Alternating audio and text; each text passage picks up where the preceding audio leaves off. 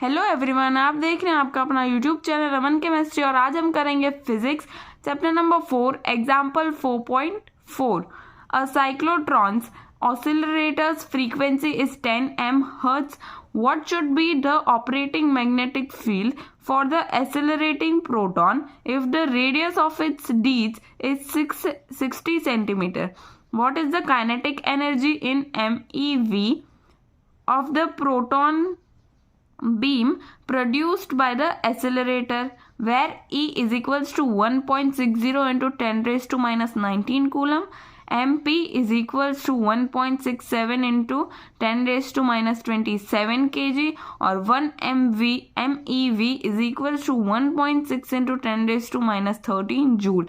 अब इसमें ये क्या है, इलेक्ट्रॉन का चार्ज है और ये है मास किसका, प्रोटॉन का। ठीक है, तो अब इस क्वेश्चन में हमें पार्टिकल की पोजीशन गिवन है। ठीक है, आर कितना है, R is equals to 3.0 T I cap plus 2.0 T square J cap plus 5.0 K cap, ये हमें गिवन है क्वेश्चन में। ठीक है, यहाँ पे आर जो है वो मीटर में है और टी जो है वो सेकेंड्स में है। ठीक है, टाइम हमेशा सेकेंड में होता है और आर हमेशा नहीं, मीटर में होता है आर। ठीक है, अब ए में हमें वेलोसिटी और एक्सेलरेशन फाइंड करना है पार्टिकल का, और बी पार्ट में हमें मैग्नीट्यूड का डायरेक्शन और velocity at T is equals to 1 second पे फाइंड करना है। ठीक है, तो अब इसमें दो पार्ट है, ए और बी। तो पहले लाइन बाय लाइन सॉल्व करेंगे, पहले ए वाला पार्ट सॉल्व कर लेंगे, फिर बी वाला पार्ट सॉल्व करेंगे। ठीक है,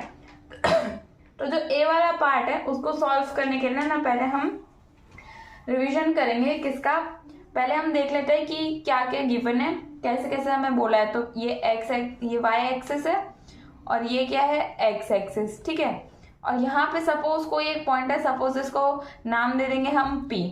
तो ये कौन सी एक्सिस है, ये एक्स एक्सिस है और ये वाई एक्सिस है। ठीक है, इस पे जब हम एक पॉइंट की लोकेशन को डिफाइन करते हैं, यानी इसकी जो लोकेशन है इसको डिफाइन करेंगे, तो हम उसके कोऑर्डिनेट लिखते हैं एक्स और वाई। ठीक है, तो इसके जो कोऑर्डिनेट हो गए, यानी ये कहाँ पे, ये एक्स पे, और ये जो है वो क्या है, वाई एक्सिस पे। तो ये एक्स और ये कितना हो गया, वाई। ठीक है, तो अब जो एक्स एक्सिस है वो क्या रिप्रेजेंट कर, अब जो ये एक्स एक्सिस है ये क्या रिप्रेजेंट करेगा, आई कैप, और वाई एक्सिस क्या रिप्रेजेंट करेगा, जे कैप। ठीक है, तो अब इसको हम वेक्टर्स में रिप्रेजेंट करेंगे ना, तब ये आई कैप जो है वो एक्स एक्सिस को रिप्रेजेंट करेगा और जे जो है, जे कैप, वो वाई एक्सिस को रिप्रेजेंट करेगा। किसमें, वेक्टर्स में। ठीक है, तो अब हम बता रहे हैं एक्स एक्सिस की और वाई एक्सिस की।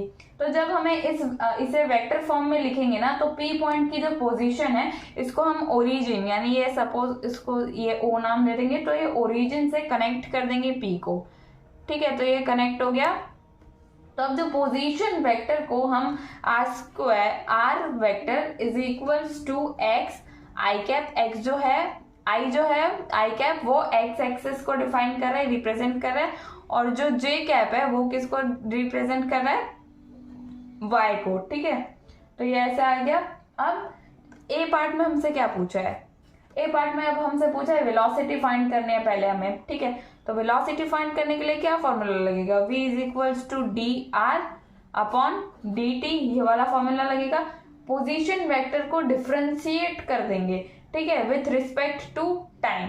तो क्या हो जाएगा, ये जो ये है पोजीशन वेक्टर, ये है आर। ठीक है, इसको डिफ्रेंशिएट कर देंगे, यानी क्या हो जाएगा, ये डी अपॉन डी टी, और आर कितना गिवन है हमें, आर कितना हो जाएगा हमारा, एक्स आई कैप प्लस वाई जे कैप। ठीक है, ये हो गया। अब इसमें वैल्यूज पुट करेंगे तो क्या आएगा, डी एक्स आई cap upon D t plus 4y j cap upon D t. ठीक है, ये फॉर्मूला में हमने पुट किया इसको, तो ये आया हमारा। अब जो वी कैप है, ये जो v वेक्टर है, सॉरी वी कैप नहीं, ये कितना हो जाएगा, v x आई कैप प्लस v y आई कैप। ठीक है, ये इतना हो जाएगा। सिमिलरली अब एक्सेलरेशन के लिए निकालेंगे, तो एक्सेलरेशन के लिए क्या हो जाएगा, a x I cap plus a y I cap. ठीक है, आई ए वाई जे कैप, क्योंकि जो जे है वो वाई को रिप्रेजेंट करता है, वाई एक्सेस को। अब इसमें ना क्वेश्चन में हमें पोजीशन वेक्टर की वैल्यू गिवन है, ये जो पोजीशन वेक्टर है आर, इसकी वैल्यू हमें गिवन है। तो अब ये जो हमने फाइंड किया ना फॉर्मूला, उसमें हम वैल्यूज पुट कर देंगे। तो ये जो वेलोसिटी है उसको निकालने के लिए हम क्या करेंगे, D R upon D T, ये फॉर्मूला था हमारा। तो D by D T, R हमें गिवन है, पोजीशन वेक्टर में गिवन है, क्या आएगा 3t I cap plus 2t square I cap J cap plus 5k cap. ठीक है, अब इसमें क्या हो जाएगा, ये कितना हो जाएगा 3i प्लस ये t स्क्वायर है तो कितना हो जाएगा इसके लिए 4t जे कैप प्लस 0 हो जाएगा।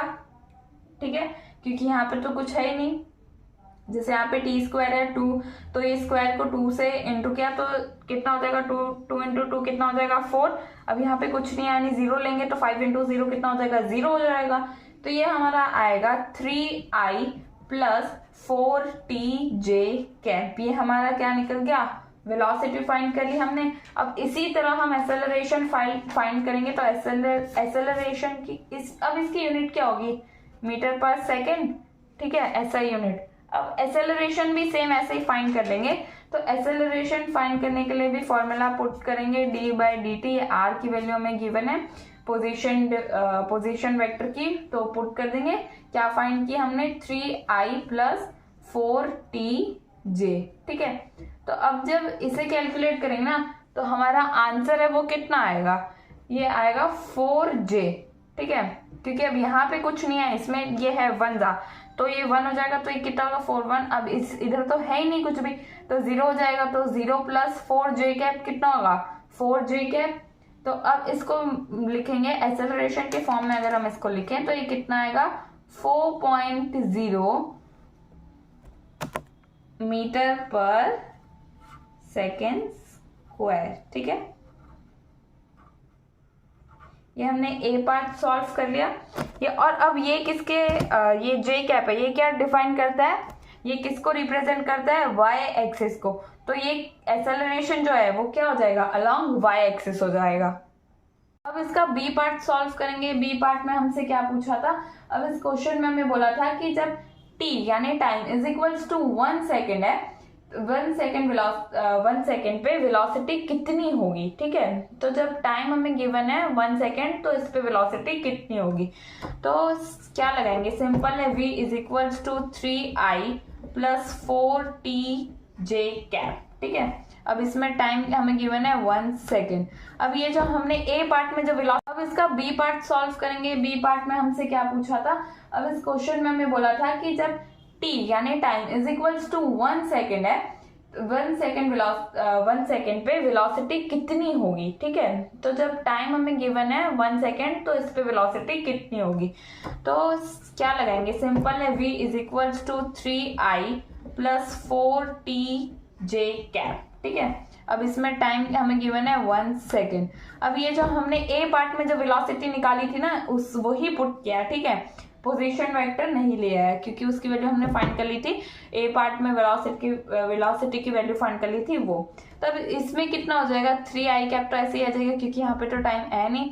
अब 4 इंटू 1 कितना हो जाएगा 4j कैप। ठीक है, फाइंड हो गया हमारा velocity at time of 1 second. ठीक है, अब मैग्नीट्यूड फाइंड करने के लिए जो कंपोनेंट होते हैं ना, उनको स्क्वायर करके ऐड करते हैं और उसके बाद फिर स्क्वायर रूट लगाते हैं। तो क्या आएगा, v इज इक्वल्स टू 3 का स्क्वायर हो जाएगा, कितना हो जाएगा 9 प्लस 4 का स्क्वायर हो जाएगा 16 इज इक्वल्स टू 9 प्लस 16। ठीक है, इज इक्वल्स टू 25 का रूट पता है हमें क्या होता है 5। तो ये हमारा हो गया मीटर पर सेकेंड। ये वेलोसिटी फाइंड कर लिया हमने।